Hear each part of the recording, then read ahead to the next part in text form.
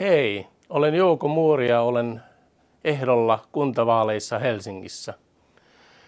Kulttuuri on minulle hyvin tärkeä asia ja sen takia tavoitteeni on, että Helsingin on tuettava asukaslähtöistä kulttuuria tarjoamalla avoimia kohtaamis- ja tekemisen tiloja, kuten kirjastoja ja kulttuurikeskuksia, ja kannustettava kaupungin alueella toimivia taideoppilaitoksia ja muita taidelaitoksia yhteistyöhön paikallistoimijoiden kanssa.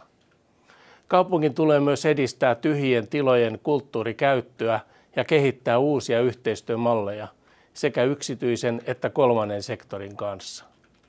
Kaupungin tulee myös edistää kulttuuri- ja taiteen saavutettavuutta lisäämällä monimuotoisuutta ja kehittämällä virtuaalikulttuuripalveluita.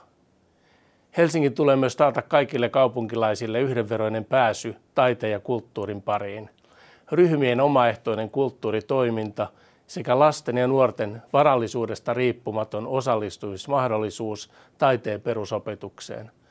Kulttuuri ja taide vahvistaa yksilöä ja on hyödyllistä koko kaupungille ja laajemmin yhteiskunnalle.